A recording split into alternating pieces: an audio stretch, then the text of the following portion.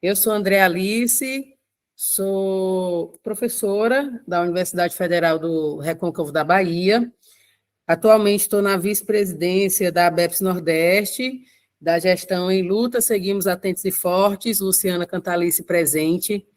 Fiz parte também da última gestão, enquanto coordenação de graduação, da gestão Aqui se Respira Luta, e estamos aí dando continuidade ao trabalho, né, e à construção da nossa entidade, a ABEPS. Né? Então, esse momento agora é o momento onde estamos realizando a pré-oficina regional da ABEPS, e eu queria iniciar apresentando um pouco da nossa gestão, né? A nossa presidente está aqui, a professora Erlênia. Queria só que ela desse um oi para poder aparecer aqui na filmagem. Professora Erlênia. Estou aqui. Essa professora, a professora Erlênia Sobral, professora da Universidade Estadual do Ceará, é a nossa presidente da ABEPS atualmente, está aqui prestigiando e participando e trabalhando na nossa pré-oficina, né? Nós temos também que eu vi aqui Roberta Menezes, né, carinhosamente chamada como Robertinha, do Instituto Federal do Ceará, que está em um acesso junto com os estudantes da turma dela, do IFCE. Se a Robertinha quiser dar um oi, não sei se vai conseguir aparecer, né? Mas só para o pessoal lhe ver aqui, Robertinha. Débora, por enquanto não, porque eu estou a caminho do IFCE, viu? Já estou chegando lá. Tá bom. Mas assim que os Certinho. estudantes chegarem, aí eu abro as câmeras também, tá bom? Porque eles Tranquilo, vão chegar por Robertinha. volta, até 7 horas eles chegam. Certinho. Tá certo? Nós temos também a professora... Certo, Robertinha. Temos também a professora Leila Passos, da Universidade Estadual do Ceará, que é da nossa, também da gestão nacional. Leila.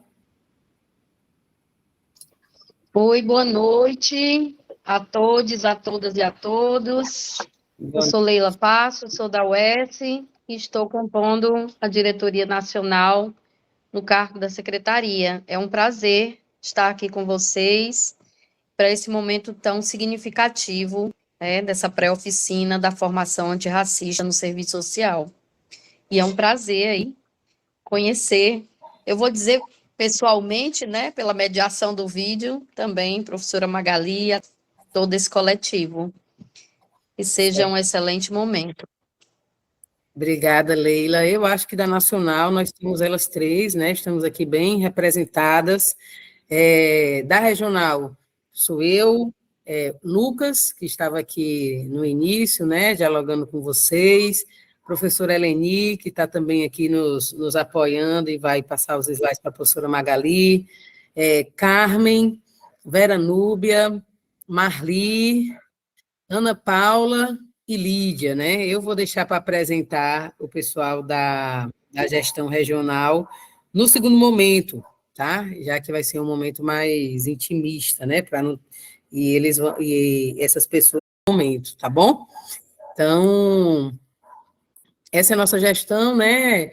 Fora a nossa gestão, nós temos várias pessoas bem próximas, né, Magali? Porque a ABEPS não se constrói só, né? Coordenadores de programa de pós-graduação, eu vi aqui a professora Albani colocando que está com a turma de graduação dela também, ela que é coordenadora aqui do nosso programa de pós da UFRB, o Estênio, né, que é um grande parceiro, várias outras pessoas, não quero que ficar citando nomes para não esquecer de alguém, né, não ser um pouco deselegante. Eu queria colocar também que essa atividade, essa pré-oficina, ela também foi pactuado que seria a aula inaugural de alguns programas de pós da região Nordeste, né? Então, além de ser um momento de agregar as escolas, é esse momento de diálogo, de aula inaugural dos nossos programas pela temática, né? Então, vou falar aqui um pouco da temática, vou apresentar o Lucas, que vai fazer a mediação desse momento, o Lucas vai apresentar a professora Magali, né? Vou explicar um pouquinho aqui da dinâmica. Nesse primeiro momento, gente, até 7h40, 8 horas no máximo, né, que a gente está planejando, nós vamos discutir a formação antirracista no serviço social, dilemas e proposições, com a professora Magali Almeida, da UFABA. Vamos dar um intervalinho de 10, 5 minutos no máximo, e vamos voltar, né, e aí não vamos gravar mais, vamos voltar para dialogar sobre questões regionais, né, das escolas do Nordeste, e é de extrema importância que vocês continuem, principalmente se for coordenador de curso, docente do curso, coordenador de pós, se for representante de CREs, né?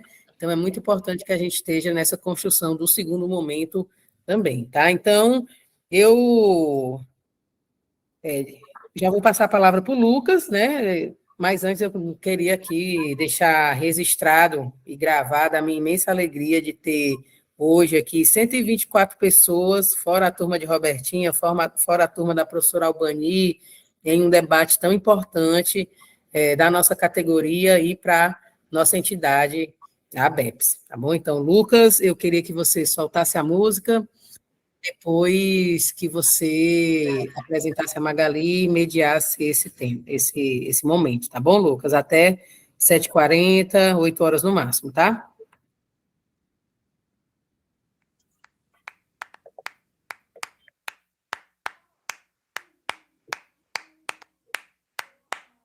E povoado é um nome curioso, né? Porque a gente sempre fala de povoado em relação à terra, né? Terra é povoada, mas também essa terra, a gente também é terra que povoa. Deus te ajuda, te livre do mal. É tudo bom, viu, filha? Eu sou uma, mas não sou só, minha filha. Povoada, quem falou que eu ando só? Nessa terra, nesse chão de meu Deus, sou uma, mas não sou só. Povoada, quem fala que eu ando só? Tenho em mim mais de muitos, sou uma, mas não sou só. Povoada, quem fala que eu ando só? Nessa terra, nesse chão de meu Deus, sou uma, mas não sou só. Povoada, quem fala que eu ando só? Tenho em mim mais de muitos, sou uma, mas não sou só. Sou uma, mas não sou só. Sou uma, mas não sou só. Sou uma, mas não sou só. Sou uma, mas não sou só. Mas não sou só mesmo.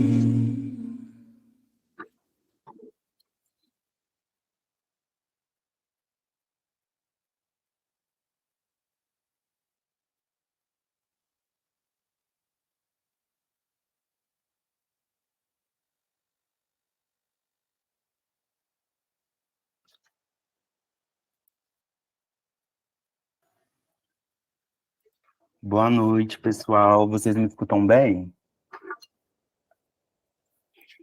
Sim, Sim? escutamos, Lucas. Sim. Então tá joia. Vou dar início aqui à apresentação, para em seguida a gente escutar a professora Magali. A André me apresentou, eu sou o Lucas, estou como representante discente de pós-graduação da ABEPS Nordeste, sou estudante do programa de pós-graduação em Serviço Social da UFBA.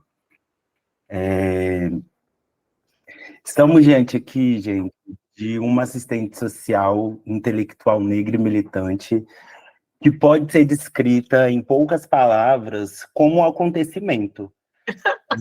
Não só para o serviço social, como também para a pesquisa brasileira e construção de saberes, e podemos dizer que mais. Magali da Silva Almeida é docente do curso de graduação e pós-graduação em serviço social e do pós-afro na UFBA, é coordenadora do Observatório de Racialidade e Interseccionalidade, o ORI, pós-doutora pela Universidade do Estado do Rio de Janeiro e pela Universidade do Texas. E mais do que isso, a professora Magali é uma mulher feita no axé, cuja trajetória forjada nas lutas, nas conquistas históricas e também coletivas é, para nós, uma grande referência teórico-política. As suas contribuições no pensar o entrelace, raça, gênero e classe, a partir da perspectiva crítica, é notável e imensamente estimada e de muita potência, pois marca profundamente as lutas em combate ao racismo e sexismo firmadas na luta de classes dentro e fora da profissão. Então, sem muitas delongas, vamos agora escutá-la sobre a formação antirracista no serviço social e, com isso, refletir sobre os desafios e proposições dispostas na realidade. Professora Magali, a palavra está com você. Muito obrigada, Lucas. Muito feliz por estar nesse momento com o meu grupo do Nordeste, né? E eu já posso dizer meu grupo do Nordeste, porque todos sabem, eu sou carioca, minha trajetória profissional foi toda no Rio de Janeiro, ou pelo menos a grande parte dela, né, no Rio de Janeiro, e trabalhei na UERJ muito tempo e vim para o Nordeste aprender, né, e muito orgulhosa de estar nessa região, né, contribuindo imensamente com a formação profissional aqui. Embora aqui não, aí, porque eu estou aí, mas agora eu estou no Rio Grande do Sul, eu estou em Porto Alegre. Eu vim compartilhar com as companheiras e companheiros da Universidade Federal do Rio Grande do Sul um debate tão importante quanto este, né? Então, eu quero, antes de trazer as minhas contribuições, fazer uma saudação, né, à gestão da BEPS e da nossa regional, saudar todos os presentes. Eu já estou aqui no chat vendo, né, muitas saudações, retribuo todas elas com muito carinho. Acho que a minha história foi uma história que, de fato, contribuiu para uma sociedade melhor, para um serviço social mais crítico. Isso não tenho dúvida, mas a chamada do evento foi muito importante. Eu também não ando só, nunca andei, e nunca acreditei, né, na trajetória individualizada. Talvez por isso o meu mérito possa ser compartilhado com todos vocês, né? Então, o desafio de falar sobre a formação antirracista no serviço social, dilemas e proposições, ele traz como necessidade uma reflexão. Pode passar, Irene, por favor. Traz por necessidade uma reflexão em torno da modernidade, em torno da forma como a modernidade vai se apropriar da raça enquanto uma categoria analítica e uma categoria mental, e, a partir daí, associada a todo um projeto, né, de dominação colonial, de apropriação de territórios, de dominação de corpos, de saberes e de silenciamentos, produzir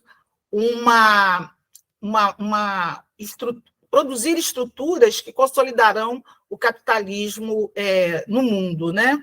Um sistema de longa duração e um sistema que talvez tenha, a partir de sua fase primitiva, estabelecido um projeto de expoliação e de mercado de pessoas e de diáspora como nunca visto antes do governo romano, né? E o mais importante que eu acho nesse debate é demonstrar como o racismo e seus derivativos têm uma função importante de apagar as raízes históricas e políticas da dominação e naturalizar essas expressões de opressão de tal modo que mantenha hoje, né, mais da metade da população, ou quase muito mais da metade da população mundial em condições de subalternidade. Então, quando falamos em racismo, não estamos nos referindo apenas, mas não só, a opressão contra os povos africanos, mas temos aí experiências com povos ciganos, experiências com as populações dos povos originários, enfim, todos aqueles que foram outrificados porque não estabeleciam uma relação de identidade com o seu opressor, né? Então, eu sempre faço essas imagens porque elas, para mim, são mantras. E eu aprendi no terreiro, como o Lucas mesmo colocou, como eu sou de axé, no axé a gente repete, e repete, e repete. Então, como eu disse, eu não ando só. E a minha referência, para além do marxismo, o marxismo foi a escola que me forjou, que me forja, mas eu dialoguei com outros setores que estavam igualmente na luta, no combate à desigualdade de gênero, à desigualdade étnico-racial,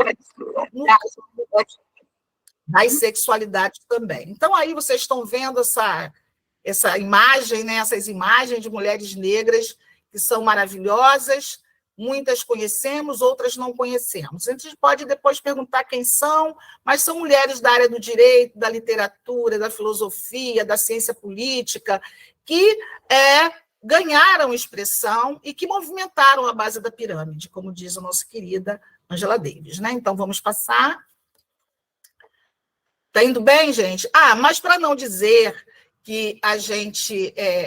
o antirracismo, isso eu acho muito importante a gente colocar, ele, obviamente, pensado a partir das mulheres negras, que eu vou trabalhar um pouco essa referência, ela é uma perspectiva que vai dialogar também com o masculino, né? Então, há uma relação de desigualdade, sim, mas há uma relação de troca entre o masculino e o feminino, e nesse processo de reflexão que eu tento trazer para os meus alunos, agora mesmo aqui em Porto Alegre, dizer que, embora sejamos do gênero diferente, somos todos negros e, portanto, todos invisibilizados. Então, a formação em serviço social demorou muito tempo para trazer a colaboração intelectual de Clóvis Moura, por exemplo,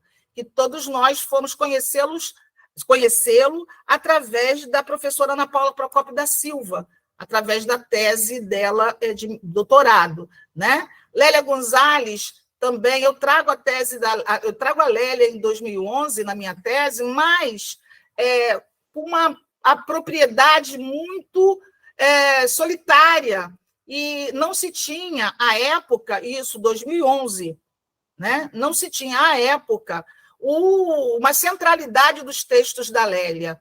Havia uma diversidade de textos, como a gente viu agora na coletânea, publicada pela Flávia Rios e a outra companheira de São Paulo, mas a gente teve que ler a partir do nosso movimento singular, porque nem a pós-graduação, nem as graduações, exceto das graduações e pós-graduações, onde tínhamos professores negros, que éramos muito poucos no Brasil, até 2010 tínhamos muito poucas doutoras negras em serviço social.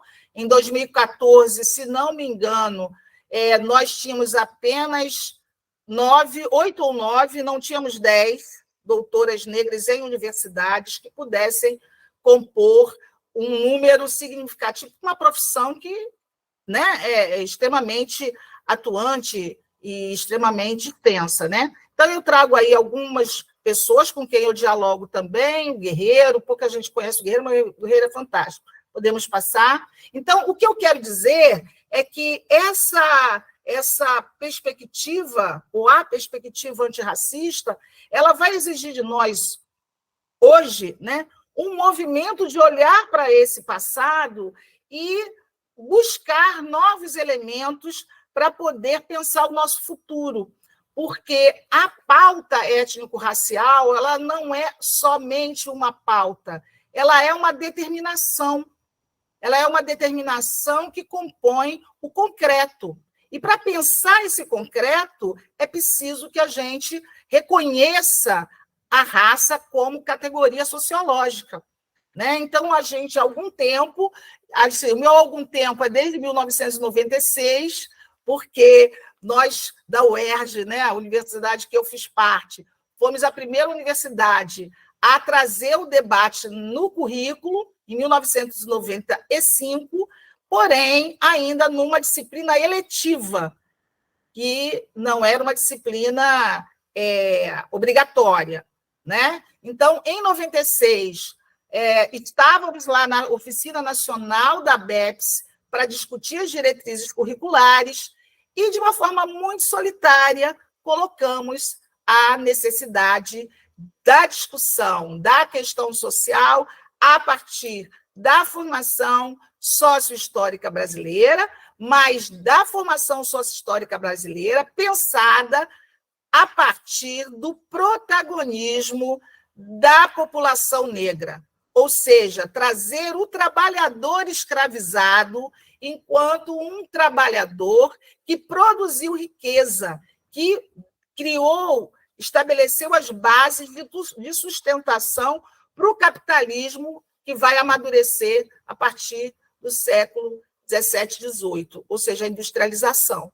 Então, não há sistema capitalista que possa ser lido sem que essas determinações étnico-raciais, não diria atravessamento, mas constituição do processo de exploração e de expropriação do trabalho. Podemos passar? Então, eu trago aí, mostro aí muita coisa, né? Que, de fato, foi para mim um exercício muito bom, mas muito duro, porque eu tentei romper esse silêncio. Né? Então, eu fico muito feliz, mas muito feliz, quando eu chego a BEPS hoje tem uma live ou uma sala com mais de 100 pessoas. Isso significa que a pauta é uma pauta importante, isso significa que a direção está no lugar, está indo no caminho correto, eu não gosto muito de dizer essa palavra, mas num caminho onde a emancipação humana exige, né? Então, eu trago essa fala da Grada Quilomba, que é necessário romper com esse silêncio. E foi esse silêncio, pode passar, por favor, que nos tratam de uma forma desumana. Né? Eu vou beber um pouquinho d'água aqui.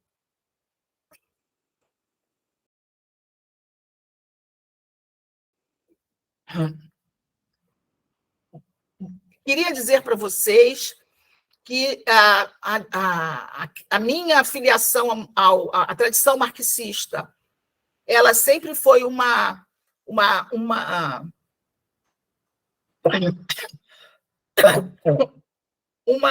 determinação importante para eu me forjar enquanto militante. Quem me conhece sabe disso.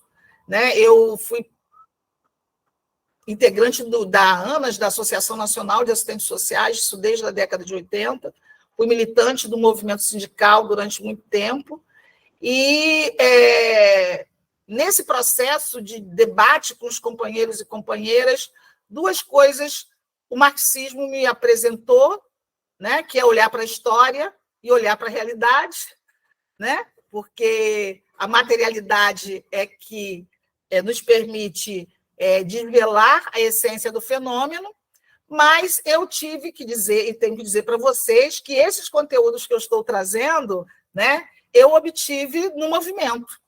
Foi um movimento educador, um movimento negro educador, que vai me trazer o debate em diálogo com pesquisadores da Universidade do Texas, em Austin, que desde 2006 eu venho fazendo esse diálogo, né? Então, um pressuposto teórico para a gente pensar o antirracismo, do meu ponto de vista, é a diáspora, tomar esse conceito como um conceito importante, mas não como dispersão, não pensar apenas ou exclusivamente como dispersão, mas um conceito que ele é, ao mesmo tempo, né, político, mas ele é, ao mesmo tempo, territorial, né? Alguns autores, por exemplo, Lélia, que a gente vai falar mais à frente, quando vai discutir a mefricanidade, que é uma categoria que eu vou também, eu gosto muito de trabalhar para pensar a formação socio-histórica brasileira, ou seja, é uma formação que não é latina, a Lélia vai dizer isso, ela é americana, né, porque nós demos o tom do Brasil, né, e demos o tom na América Latina. E a gente só consegue perceber isso quando a gente sai do território brasileiro. E aí a gente consegue, e ela só consegue fazer isso porque ela também viaja.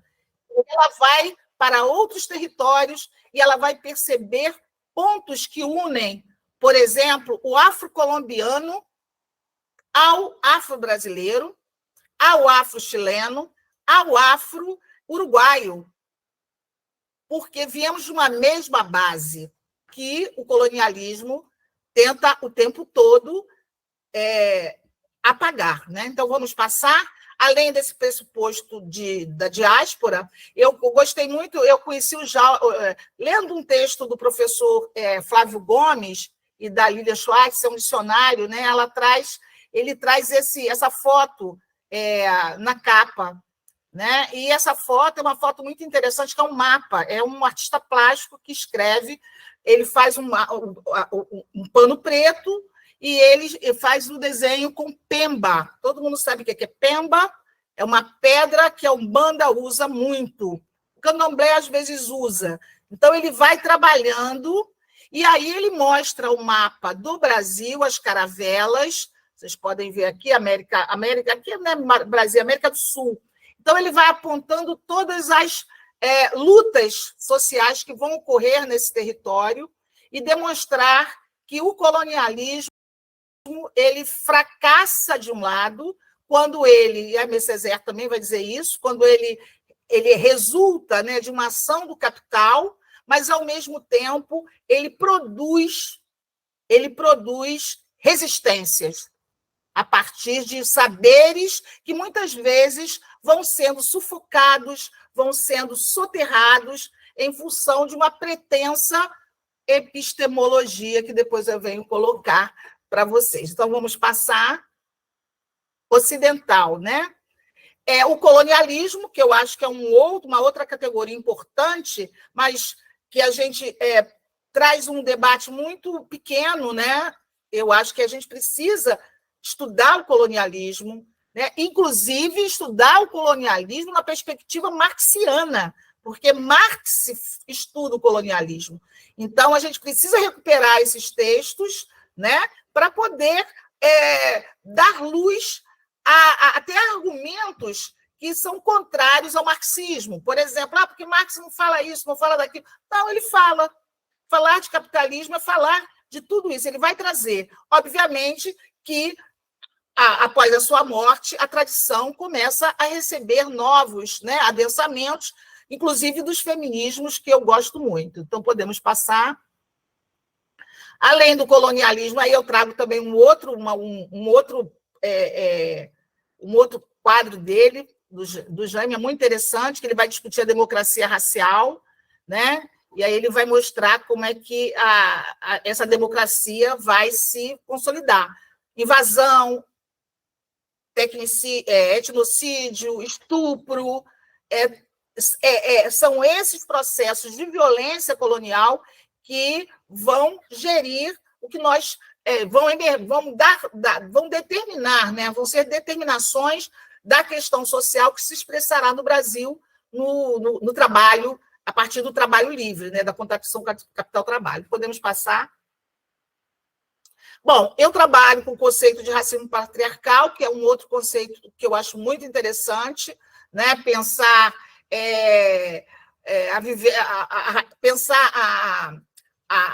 uma formulação para interpretar a realidade, né? A partir da experiência histórica de exclusão centrada no sexismo e no racismo, e trazer que não é uma herança escravista, ao contrário de muitos autores do pensamento social. Eu não trabalho com a noção de herança, porque você tem traços desse modelo anterior, mas o racismo, por ser estrutural, ele vai se revelar de uma forma expressiva no capitalismo, mantendo as estruturas de poder, digamos, da fase anterior, né? Então, a gente tem hoje, por exemplo, a questão da terra, né? E ontem eu dividi uma mesa com Angélica, e Angélica é uma indígena, eu não sei agora a etnia dela, mas eu fiquei muito impressionada, porque ela trabalha com direitos humanos, e ela disse que 90% hoje das pessoas que estão pedindo amparo por conta são quilombolas e povos indígenas. Então, a gente viu que a terra, né, é algo que hoje, desde sempre, e vocês podem também perceber que grande parte dos crimes em torno da possessão da terra dos povos indígenas está se usando o estupro como estratégia, esquartejamento de indígenas. Então, essa violência de forma tortural, que a gente considera, dentro da perspectiva antirracista, de terror racial, ela vem sendo reatualizada na atualidade, vem sendo reatualizada e expressa na atualidade a partir de uma vinculação com esse passado de dominação e de violência. Podemos passar? O racismo patriarcal heteronormativo, que é um conceito que a Jurema Werneck usa e usa. Esse conceito é muito interessante porque ele traz a heteronormatividade de determinação, né, de violência, inferiorização, e que nos coloca a perspectiva da interseccionalidade, ou consubstancialidade dentro da perspectiva materialista de Jules Fouquet, trazendo, né? Eu não trabalho com essa vertente, eu trabalho com a vertente das feministas negras latino-americanas e também dialogando com algumas francesas, né? Como a Verger, que faz o diálogo com as interseccionais norte-americanas. Vamos passar. Bom, um outro tópico para a gente pensar o antirracismo é discutir o sistema de branquitude. A gente precisa trazer esse tema para as disciplinas de graduação e pós-graduação, né? Não pensar a branquitude abstratamente, né? Não é isso que eu estou me referindo. Eu estou me referindo a pensar o sistema de branquitude, por exemplo, nos espaços de trabalho, na universidade, né? Como é que ela se estabelece, né? Do ponto de vista do valor, da prevalência ou da valoração do que é dito ou determinado como belo, eficiente, a partir desse universalismo branco, né? Então, isso é algo muito pouco. Eu estudo, vou ser muito sincera, não sou uma estudiosa de branquitude, né? Mas eu acho que é algo que vale muito a pena e necessário para a nossa formação, né? Então, estou dando pistas para a gente poder pensar quando eu vou chegar lá nos dilemas, né? Então, eu estive, essa semana que passou em Salvador, eu viajei segunda-feira, mas eu tive o prazer de conhecer pessoalmente a professora Cida Bento, né? Que discute a branquitude, né? Então, acho que ela é uma excelente referência para o debate, a Lia Weiner é uma excelente intelectual para o debate, e Luciana Alves também, que é uma educadora assim, extremamente dedicada ao estudo da branquitude na educação. Tá? Então, podemos passar. E podemos passar esse slide. Acho também muito interessante o debate que o Clóvis Moura traz, né? Porque, como ele vai discutir a dominação colonial, ele traz a etnicidade como um complicador, né? Porque complicador no ponto de vista, né? Do ponto de vista, né, do professor Clóvis Moura, né? Ele vai dizer que, ao mesmo tempo que a etnicidade vai impor uma política de terror, de violência nos espaços, né, onde as grandes nações europeias, né, vão situar o seu poder, mas, ao mesmo tempo, ele vai trazer processos de resistências nesses territórios, né? Um exemplo concreto, eu gosto muito de trabalhar com exemplo concreto. Você tem a prática do estupro como uma prática de silenciamento. A prática do estupro deriva mestiços. Deriva mestiços. Isso traz para nós, até hoje, um complicador identitário. E aí eu não estou falando de identitarismo, não, tá? Eu estou falando de identidade. Então, esse é uma questão que, para nós, foi tão difícil construir uma ação afirmativa para poder garantir uma reparação à população negra. Nunca, jamais, em tempo algum, eu imaginei que a gente precisasse ter comissões para aferir a etnicidade daquele que acessa a política de cotas. Porque um país tão racista como o nosso, um país que deixa mais da metade da população brasileira em condições desprezíveis, aí certos setores vão usar essa identidade para acessar a política pública, de forma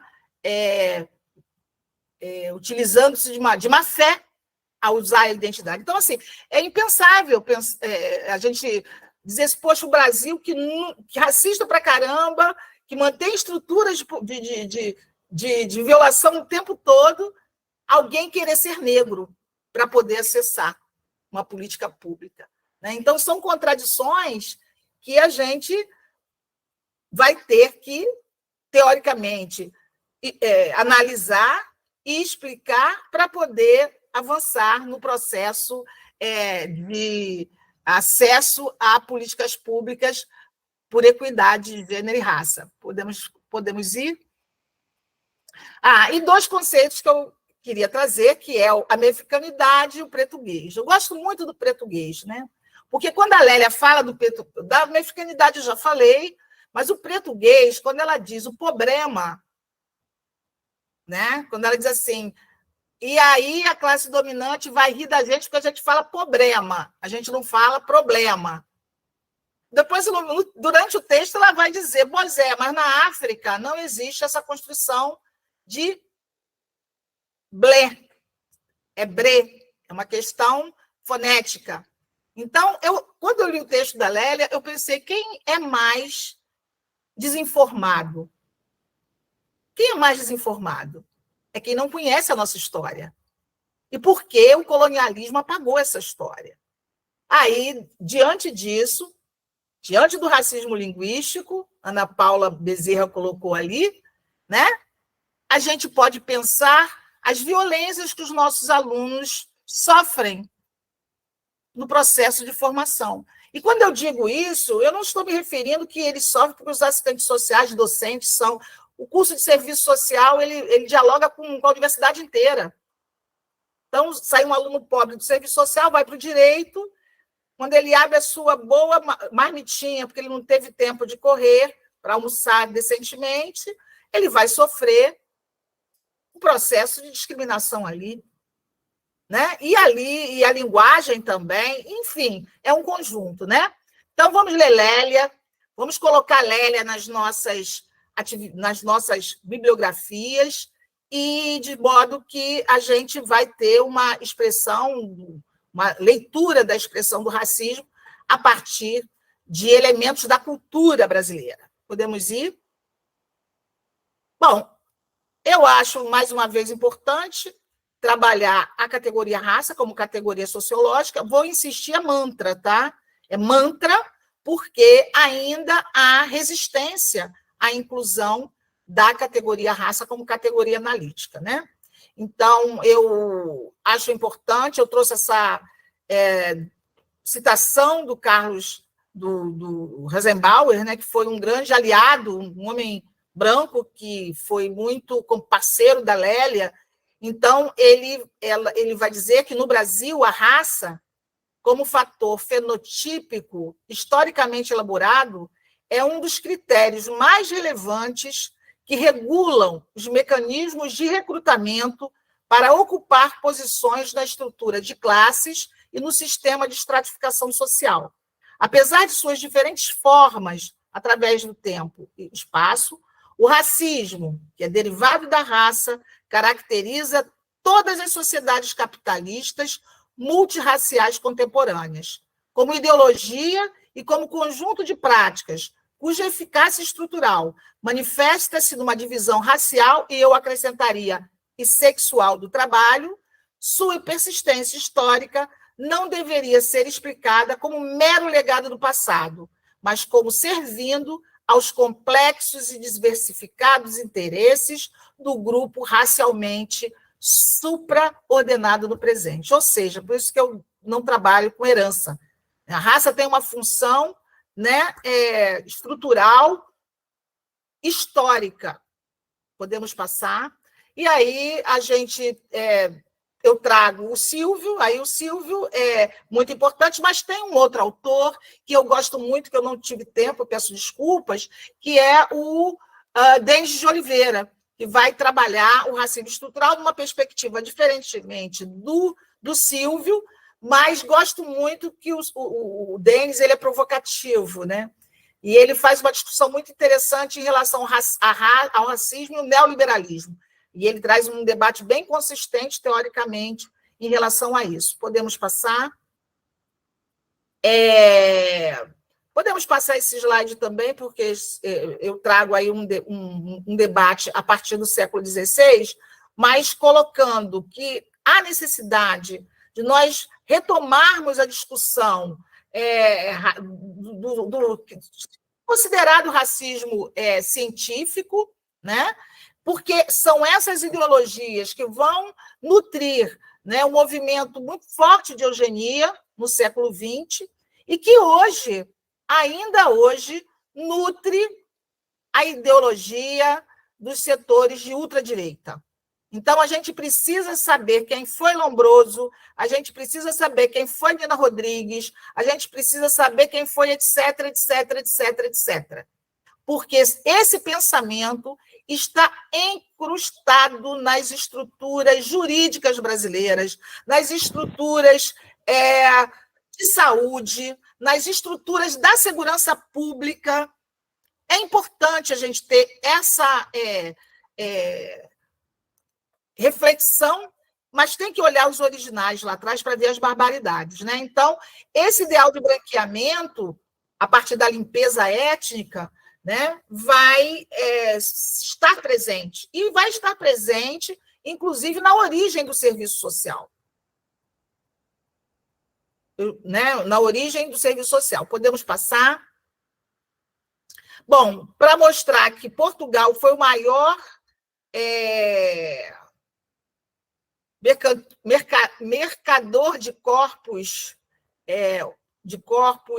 humanos e desumanizou mais de quase 5 milhões aqui no Brasil, né? Trouxe para cá.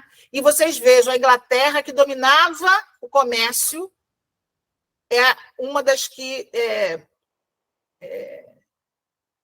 investiu pouco no tráfico. Ele ganhava dinheiro com a expropriação desses trabalhadores em todas as colônias, porque todo mundo devia à Inglaterra. Então, é muito importante a gente ter a dimensão dessa política de morte para olhar, quando a gente olhar aquela pessoa que a gente atende no CRAS, no SUS, na rua, para entender que isso tudo decorre dessa forma primitiva e que hoje o neoliberalismo necessita para se reproduzir. Porque tem muita gente ganhando com a população em situação de rua, né? Menos a população em situação de rua.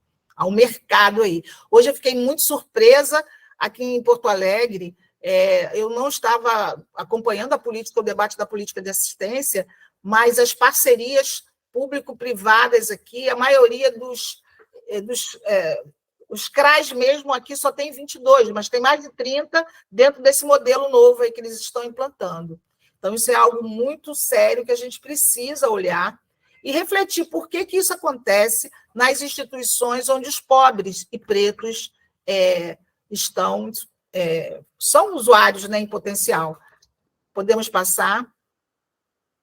Bom, a política de silenciamento, isso aí é a porta de um retorno, é mantra também, eu falo sempre, né? É o silenciamento, podemos passar. E dizer para vocês que é importante a gente estudar tráfico de mulheres, né? Tráfico transatlântico, pegando o debate de gênero. Isso é um tema muito importante, porque nos ajuda a pensar a manutenção do Brasil ser hoje, no âmbito internacional, o país ou um dos países que mais vitimiza sexualmente meninas. Isso tem razões históricas, né? Isso tem razões históricas. Então, uma menina ou uma mulher escravizada, era considerada moleca de peito atacado. O que é isso? A moleca de peito durinho. Né? Então, isso tudo estava como uma descrição física, né, na compra.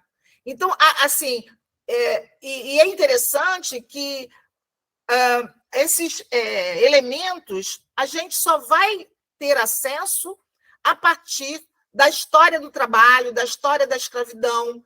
O serviço social tem que beber mais dessas fontes, né, históricas. E são fontes documentais, são pesquisas documentais. Podemos passar. Bom, há o conceito de racismo estrutural do Silvio, né? E aí eu não vou entrar nessa reflexão, mas eu gosto quando ele diz que o racismo é um fenômeno de normalidade, né? Em sociedades de classes e com profundas iniquidades. Portanto, o racismo não é um fenômeno patológico, nem uma anormalidade. Ele é a norma. Então, a gente não pode, digamos assim, pensar... Eu nunca quero deixar de me surpreender com ele. Eu sempre me surpreendo. Porque a tendência do racismo, ou o efeito do racismo é naturalizar. Né? Naturalizar. Então, você está sendo discriminada e não está vendo que está sendo discriminada. Então, essa é a história brasileira. Podemos passar? Bom, e aí, podemos passar? Eu queria só citar duas questões que são muito importantes. Uma é a política de morte e de segurança pública implantada em todos os governos, em todos, porque a Bahia é a que mais mata, e é um governo que se coloca como um governo de esquerda. Então, a juventude negra, principalmente os meus meninos, né? Isso aí foi um caso... Eu coloco essa foto, porque ela é muito simbólica para mim, é do lado da minha casa no Rio de Janeiro. Eu moro num bairro periférico no Rio de Janeiro. Então, esses meninos morreram todos, fuzilados pela polícia, por conta da comemoração do primeiro salário. Eu não consigo nem falar, porque a mãe deles morreu. Ela sucumbiu, ela não suportou. E muitas outras estão na mesma condição, quando não transformam o luto em luta, como diz as minhas duas orientandas, Milena e Gleide, né? Que estão estudando essas dores, né? E demonstrando a potência dessas mulheres, porque elas dizem que lutam para não morrer. Então, isso é muito forte para mim, então eu devo deferência a todas elas, né? Vamos passar. E um outro elemento que também vai ser motivo da nossa preocupação enquanto categoria profissional, é o encarceramento em massa, né, a guerra às drogas e, sobretudo, a nova proposta de privatização do sistema carcerário brasileiro. Parceria público-privada, à la modelo norte-americano, ditamos do neoliberalismo, né? E isso, para nós, nossa, não sei, não tenho nem palavras. Deixa eu beber uma aguinha aqui, que eu fico muito emocionada quando eu falo.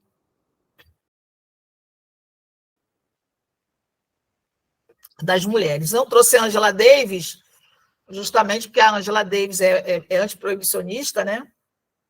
Não defende o cárcere e não defende a Maria da Penha.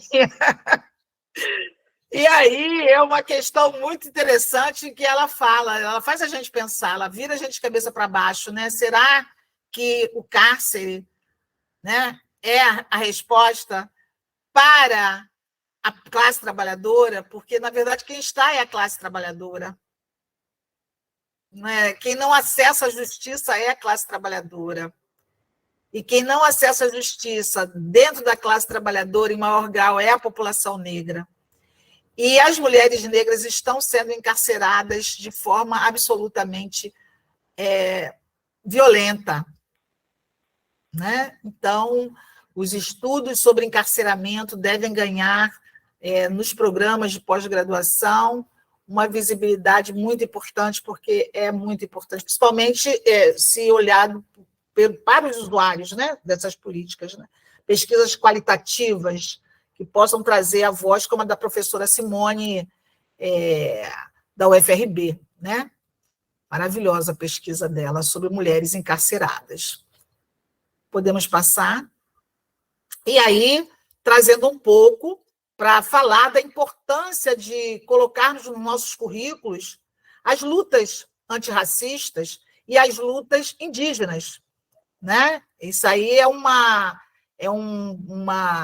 demanda muito importante. Ontem eu sentei com ela na mesa, eu vou falar o nome dela, que é Angélica, eu não me lembro a etnia, mas eu vou apresentar a foto dela. Mas Angélica trouxe uma realidade muito desconhecida, tanto do ponto de vista da história dos povos indígenas, quanto uma história desconhecida dos cursos de serviço social e dos outros cursos em relação à condição dos estudantes indígenas nas universidades. Tem a questão linguística, tem a questão do ancestral, tem a questão filosófica. Né? Você imagina, eu estava lendo Krenak esses dias, quando ele fala, quando um cacique enfia um pau no centro, na terra, ele vai dizer, ali é o centro do mundo. Né? E se o outro coloca em outro lugar, vai dizer, ali é o centro do mundo, porque o mundo pode ser visto de várias perspectivas. Isso é muito lindo.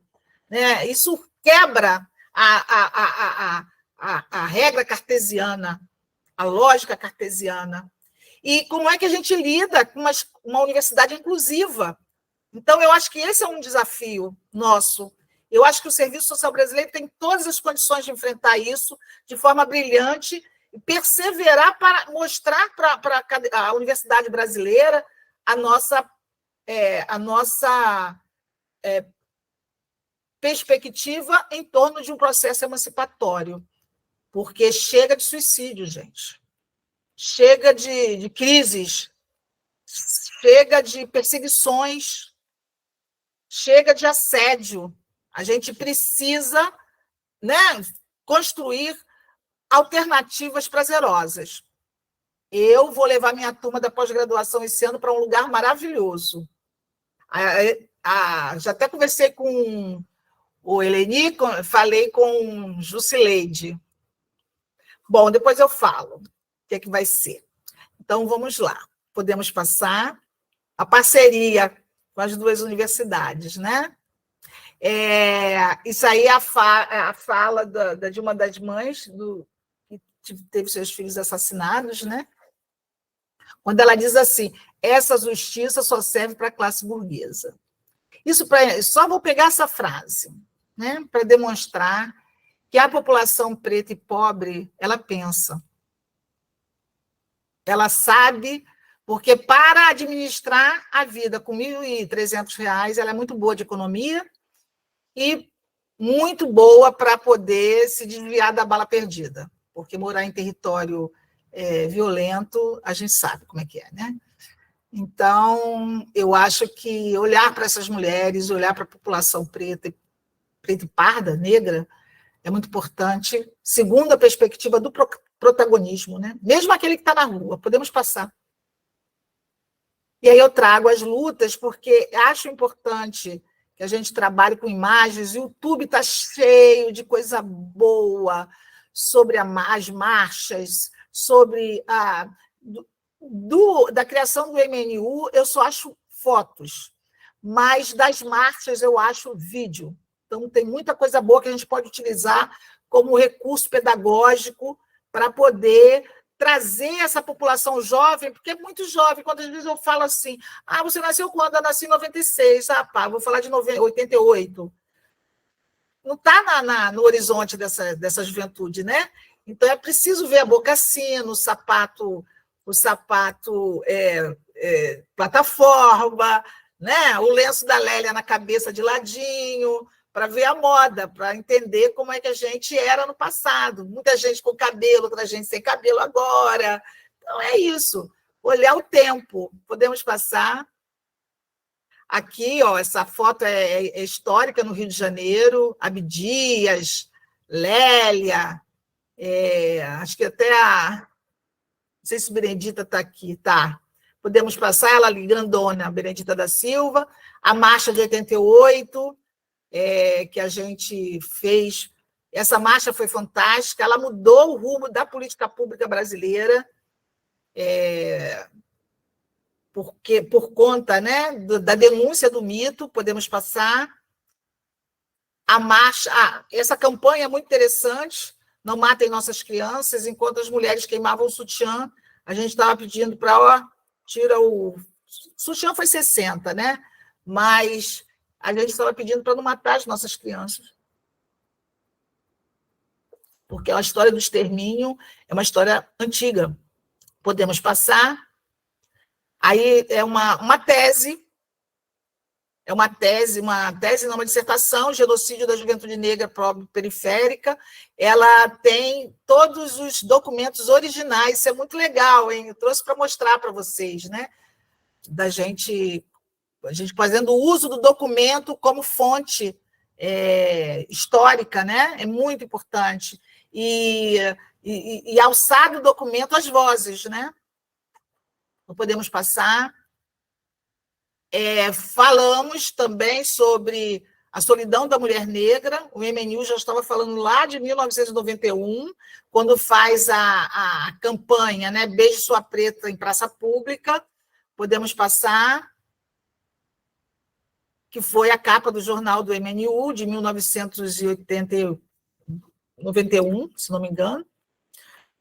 O MNU teve um papel, tem, né? Um papel muito importante no antirracismo brasileiro. Podemos passar.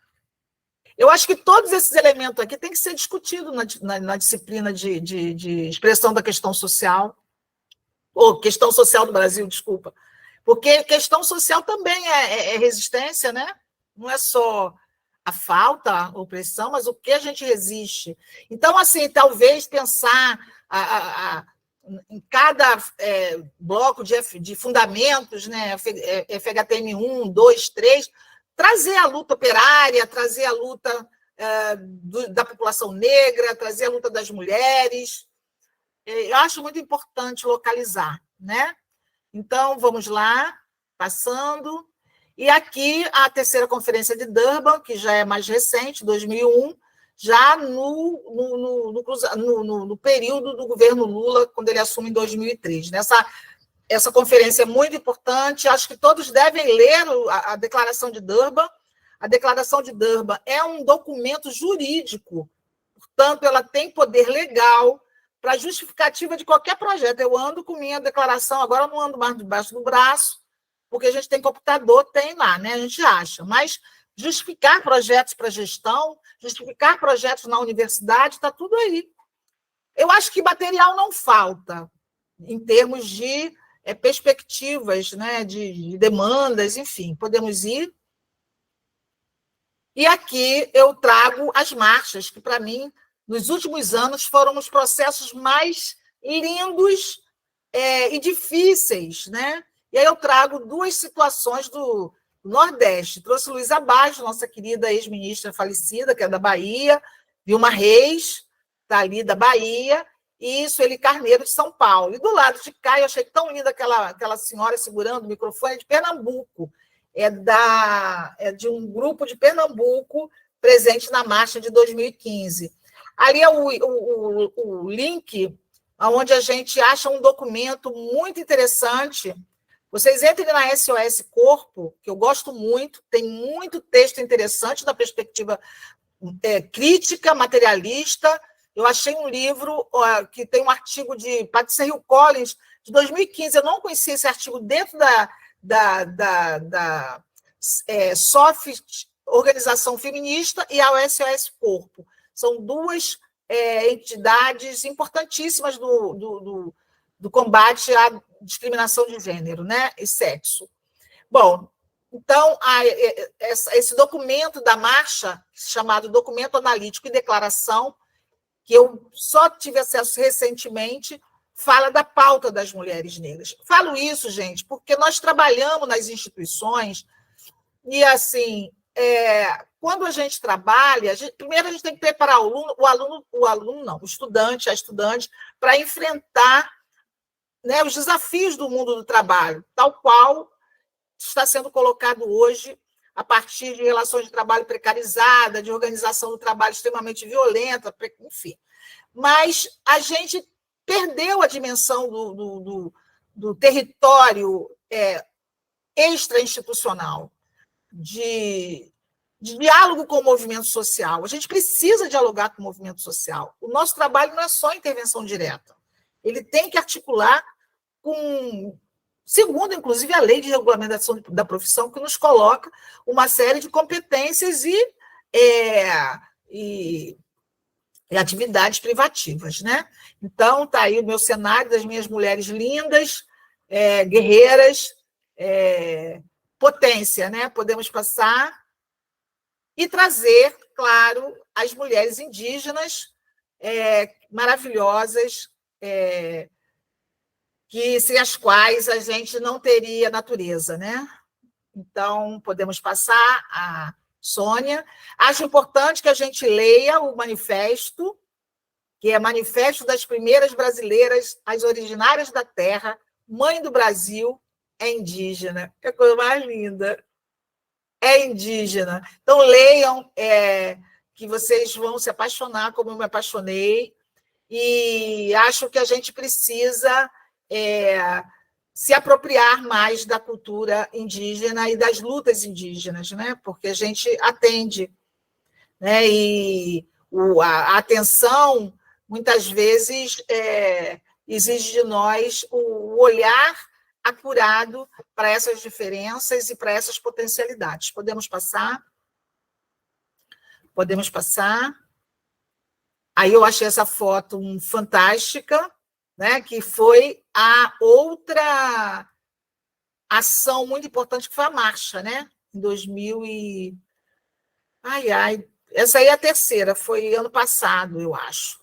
Mas elas ocuparam Brasília, né? E aí sugiro que vocês entrem na articulação, no site, na Amiga, que ali vocês têm várias informações importantes sobre os povos indígenas, né? E do posicionamento delas em relação às políticas públicas para os povos originários.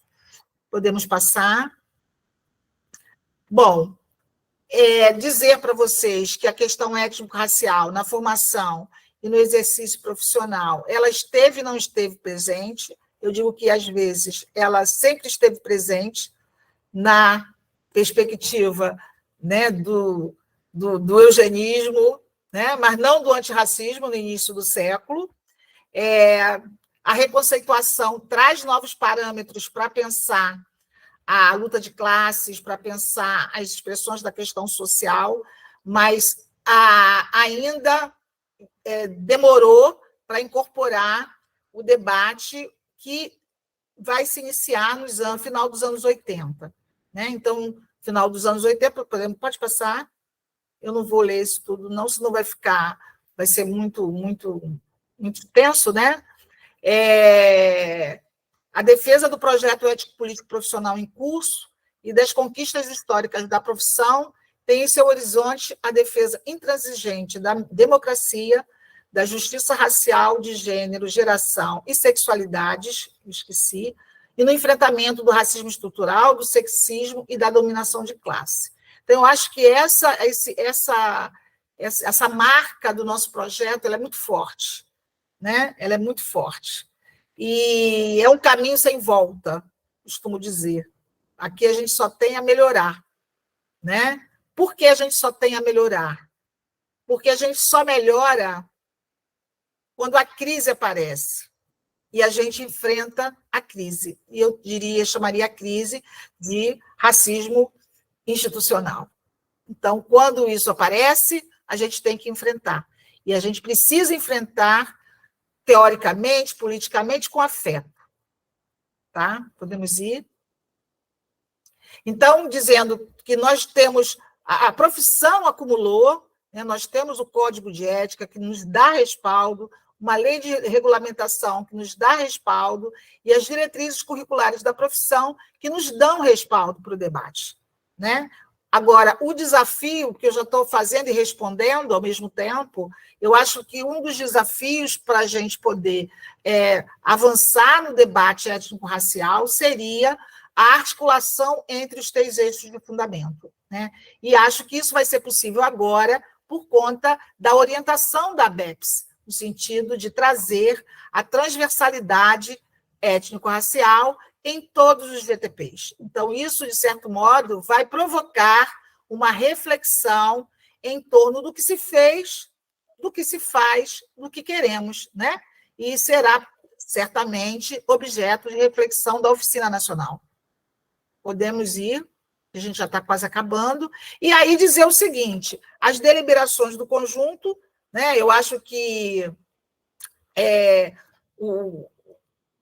a ABEPS ela é uma entidade, uma associação da formação, mas que caminha junto com o exercício profissional, com o trabalho, e a gente, nesses anos, né, de 88 para cá, a gente fez muita coisa, podemos passar, e além, né, das campanhas, das publicações, daqueles livrinhos que a gente tem em relação a preconceito, discriminação racial e tudo mais, a gente tem a mais recente nota técnica da professora Márcia Campos Eurico, sobre referente à coleta do quesito raça-cor. Então, isso é muito importante, a gente dar uma chegadinha lá no site do Cefes e pega a publicação que vai orientar sobre isso. Tá? Podemos passar.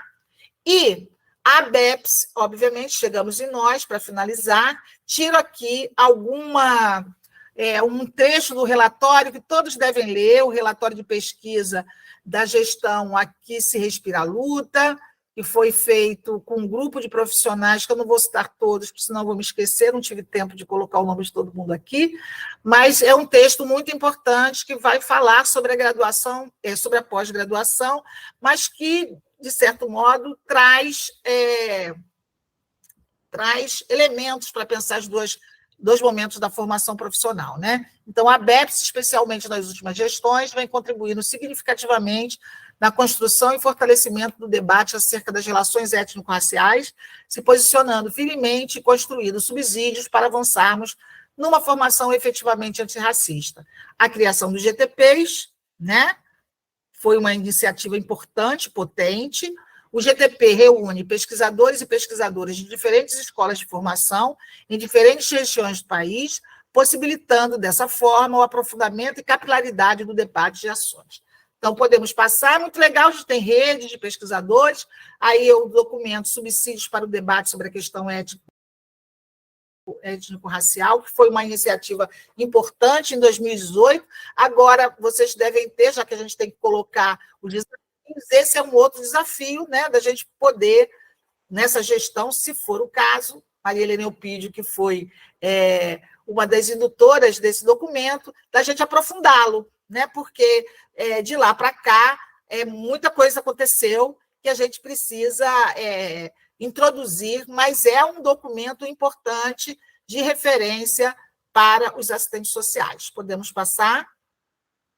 E aí eu diria que os nossos passos vêm de longe, nossas deferências e homenagem a todos e todos os trabalhadores negras e negras, assistentes sociais, e principalmente suas famílias, porque a gente sabe que a família negra ela é o suporte para que a gente alcance os lugares, né?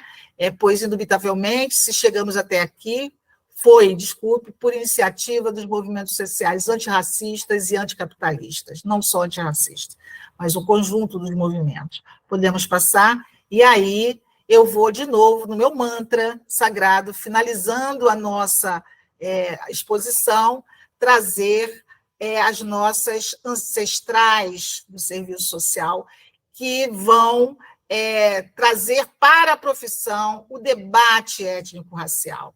Então, eu fico imaginando Sebastião Rodrigues Alves, Ivone Lara, lá com a Anísia da Silveira, sabe? Tem uma foto dela com pandeira, ela devia estar tocando um samba lá para o pessoal do antigo Centro Psiquiátrico Pedro II, e a Maria de Lourdes do Nascimento, ex-mulher do Abdias do Nascimento, e a professora Conceição Muniz, da UF, linda, velhinha, maravilhosa, que foi professora, diretora da UF de Campos, que eu só pude conhecê-la, eu fico impressionada como o racismo nos invisibiliza. Eu só conheci a professora Conceição Muniz antes de Damarilda publicar no livro uma homenagem a ela. Eu conheci antes, mas foi muito próximo também. Então, a minha forma de homenagear a professora Conceição foi colocando ela nesse panteão de mulheres importantes, né, na profissão. Podemos passar.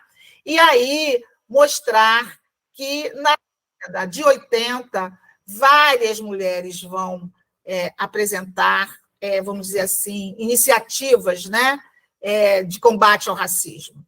A Inês Barbosa, a professora Inês Barbosa, que mora na Bahia, a Bete Pinto, Benedita, a Edna Muniz, maravilhosa. Esse grupo aí todo que vai estar muito centrado na saúde, na discussão do quesito raça-cor lá em São Paulo. Muita potência, gente. Vamos passar o próximo. Olha que coisa mais bela. Eu, muito novinha, com a ministra Matilde Ribeiro, à minha direita do vídeo, e a minha grande companheira, amiga, Fátima Rangel, que hoje é pesquisadora da Fiocruz. À época era como é o nome, Magali? Agente fiscal do CRES do Rio de Janeiro, e nós eu e ela escrevemos a primeira tese, Serviço Social e os Bastidores do Racismo, juntamente com a professora Matilde Ribeiro, Major e Suelma de Deus, que escreveu outra tese. Então, essa história está demarcada no livro, na revista Serviço Social e Sociedade, número 79, 2004, eu acho que é essa referência, se não me falha a memória. Podemos passar. Aí a gente vai ter a galera, né? Essa Suelma, ali, Matilde, a gente aqui já está mais velha, né? A Fátima, mas aquela era a foto novinha, né? Agora é a foto já mais atual. Podemos passar. E vocês vão ter olha, de 80 para 90, pouquíssimas pessoas, né? Então, vocês veem aí que a gente vai ter várias, podemos passar, ali, a Roseli, a galera da Bahia, Carmen Flores, minha querida, Vitória, Ângela, Ernestina, o Guilherme, podemos passar. Aí já entra, vocês vão ver como muda a partir das cotas. É impressionante.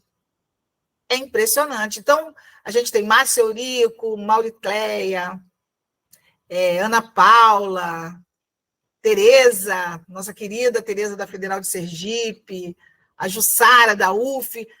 Essa geração toda está na universidade trabalhando como docente. Isso é uma luta que não tem preço. Eu fico muito emocionada quando eu falo isso, porque eu vivi muita solidão acadêmica, né? E hoje você vê essa geração toda ocupando de uma forma brilhante e levando o projeto ético-político dentro de uma perspectiva crítica, diversa do ponto de vista da diversidade das dimensões, né? Tendo como horizonte esse projeto de emancipação. Podemos ir? Olha aí, tem muita gente do Nordeste, aí vão se reconhecendo aí. Aldenice, Pernambuco, Juliana, da Bahia, Cláudia Durange, do Maranhão, minha querida Zelma, do Ceará. Sudeste aqui tem Márcia Brasil, que é a primeira assistente social a trabalhar com transexualização, e a nossa querida e saudosa, falecida Fran Cristina Menezes. Podemos ir. E aí nós vamos ter outras e outras da Bahia também. A Bahia está representado aqui pela Zizeuda, Thaís e Valdeluce. As demais são Mato Grosso, Rio. Podemos ir. O ano 2000 vai ser grande, hein? Aí nós temos aqui do Nordeste, Josiane, né? As demais, São Paulo, Rio Grande do Sul, Daniela Ferrugem, Amanda Pancararu, Dácia, a Marilena, Sheilinha, lá o FOP, Minas, né? Podemos ir. E aí nós vamos ter Carla Cotirene, também nossa, Eide, também nossa, da Bahia, a Aline Nascimento, também da Bahia, Graciele Costa, tese premiada, faço muito orgulho de dizer, tenho muito orgulho em dizer. Oh, meu Deus, Suelen, claro, Suelen do Espírito Santo e a Jussara do Rio, o FOP também, podemos ir. Todo mundo está já, olha que coisa linda. Aí tem um grupo grande, Ana Carolina, está vendo, Ana? Ana Carolina Trindade, que está nos assistindo, Doraneia, da Bahia também, vamos passando, o resto é Sudeste, né? Caroline, Gabriela, que está conosco, podemos passar, o resto é Norte e Nordeste, Matheus Melo, salve Bahia, Itamires, salve Bahia, Júlio César, salve Bahia, mas Itamires está na UEL, Júlio César está morando em Goiânia, e Matheus Melo, que continua em Salvador, na Secretaria de Assistência Social. Podemos ir. E aí nós vamos ter Elisete, também da Bahia, Deise Fatuma, ela é uma expressão para mim, porque a Deise, ela trabalha numa perspectiva que eu gostaria de trabalhar, que é ser artista e assistente social. Acho lindo. As feministas materialistas, elas são fabulosas nesse sentido, né? A Loiva, nossa, Rio Grande do Sul, que deve estar nos assistindo, a Carol, Elane, Amazonas do Cefés também, Andréia Rocha, da UEL, podemos ir. A Gilmara Silva, nossa da Bahia, Tamires, nossa da Bahia. Deixa eu ver. Luciane, do Amaral Rangel. Sim, Luciane, vamos lá. Podemos passar. A Beatriz Portela, e faltou uma que eu quero dizer, mas eu vou botar no próximo panteão, né? Faltaram 2. Lucas, que era para estar aí, e a Adriana Oliveira, minha orientanda maravilhosa, mas sim, tem mais! Tem mais! Obrigada! Eu pensei que tinha parado. Olha que lindo! Poliana, Milena, isso aí tudo é Bahia. A grande maioria é Bahia. Podemos ir. Olha que amor! A geração estudantil, a nova. Podemos ir. Então, volto a falar.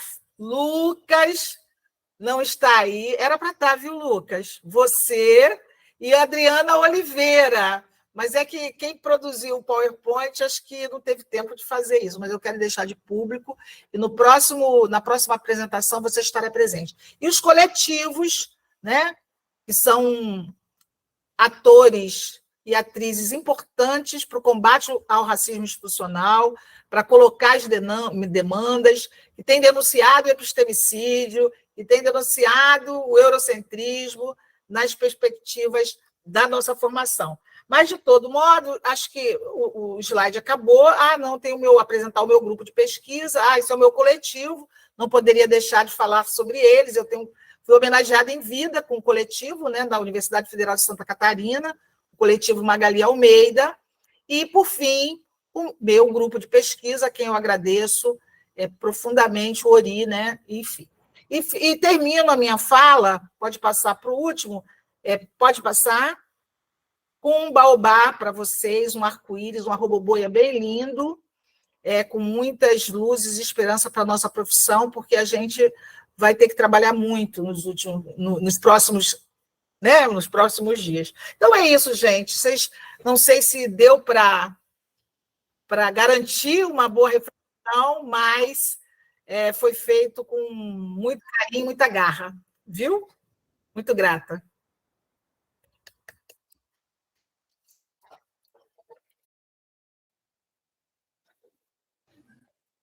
Professora Magali, muito obrigado. É muito difícil falar depois de você, né? Estou aqui emocionado e bem contente, como a maioria das pessoas. A gente está vendo as reações, várias interações no chat. Que momento histórico e importante para nós, né? A gente tinha planejado um tempo menor, mas você deu uma aula e devido à dimensão desse espaço, do conteúdo, né, que foi a exposição de uma trajetória coletiva de luta, de pesquisa, é impossível interromper e cortar, né? Um slide muito profundo que você preparou, e contribuições imensamente relevantes para a gente. Então, por questão de horário, nós conversamos aqui e pensamos que o ideal é a gente deixar para debater, né, nas próximas oficinas. A gente vai ter a oficina regional no Sergipe Aracaju, em setembro, a oficina nacional em outubro, no Recife, e a questão étnico-racial sendo uma pauta central, ela vai vir, né, e tudo isso que foi discutido aqui hoje, apresentado por você, terá seus devidos desdobramentos, né, nesses espaços. Então, às vezes acontece da gente planejar algo e chega aqui, de uma palestra de 30 minutos, a gente tem uma aula para uma vida inteira, para uma formação inteira. Então, muito obrigado, e passo as palavras agora para a professora Andréa, da gestão, para a gente dar os encaminhamentos aí, e agradecer a todo mundo. Depois vou fazer questão de te mandar várias interações e falas no chat, porque você não estava acompanhando, mas eu acho que vai ser importante, inclusive, para aquecer o coração aí, e reiterar, né, Magali? Você Obrigada. É um acontecimento. Obrigada. Nós que agradecemos. Andréia, fica à vontade. Professora Magali, eu queria só reforçar a fala de Lucas, né? Agradecer a sua disponibilidade. Faz muito tempo que a gente lhe incomoda, né? Solicitando essa sua fala aqui, agradecer sua disponibilidade, mesmo estando em outro evento. Eu gostaria de agradecer, especialmente assim, ao CREA Ceará, pela participação de Rebeca e pela participação de Isabelle como intérpretes aqui, ao Estênio, a Ana Paula, a a Andrea, todo mundo que dialogou comigo, para essas intérpretes estarem aqui. Quando acabar a minha fala, eu vou parar a gravação e liberar as intérpretes também, né?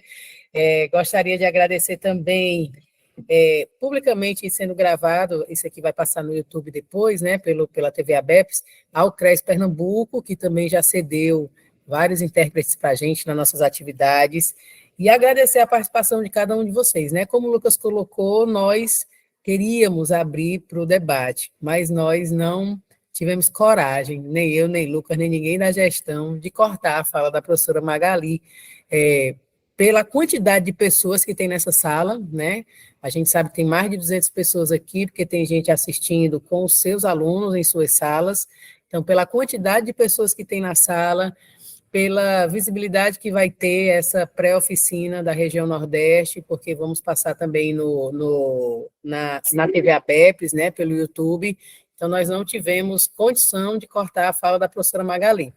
Então, vamos deixar o nosso debate para a nossa oficina regional, que vai ser presencial no dia 1 e 2, no dia 1º e no dia 2 de setembro, em Sergipe, e para a nossa oficina nacional, que vai ser em outubro, finalzinho de outubro, 27, 28 e 29, na UFPE. Né? Então, desde já convidamos a todas e todes a estarem presentes nos 2 espaços, e aí sim a gente fazer nossas falas, né? A gente sabe que a assistente social não fala pouco, então teria fala de 10, de 7 minutos, por esse motivo a gente não vai abrir agora, tá, gente? Então, a gente agradece a professora Magali. Se ela quiser, a gente abre. Eu estou vendo a carinha dela, né? Não, por mim não. Pode abrir. Se vocês acharem que tem que abrir, pode abrir. Abre algumas, poucas. Isso, eu estava até conversando com o Lucas, a gente abrir 5 inscrições por representatividade, né? Por estado, para ver se a gente consegue dialogar um pouquinho e atrasa um pouquinho o segundo bloco. Né? Então, não sei, eu pensei assim, alguém de Ceará, alguém de Sergipe, alguém da Paraíba, não sei se essa dinâmica é muito ruim, né? Mas eu pararia aqui a gravação e a gente ficaria no debate sem a gravação, tá bom, pessoal? Pode ser assim? Eu tenho só uma outra sugestão, assim, Então, né? só antes da gente continuar, Lucas, eu vou parar aqui a gravação, tá bom, gente? Agradecer novamente a Rebeca e a Isabela, ao CRES Ceará, o pessoal que deu todo o apoio aí, suporte, Ana Paula Estênio, Andréa,